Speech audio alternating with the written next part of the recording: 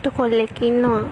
අදවත ගලවලා දෙන්න හැදුවා මුලදී මට මගේ පාඩුවේ ඉන්න දෙන්න.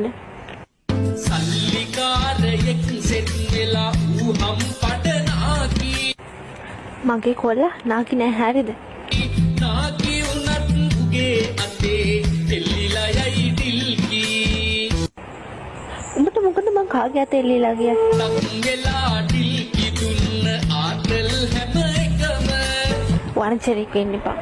අඬත් මගේ හොටුත් නෙනවා දරන්නේ දුක කොම අලත් කාලා පොලත් කනවා මම නියඟලා වැලක හැමිනෙන්න හදන්න එපා මෙතන. හැමිනෙන්න හදන්න එපා මෙතන.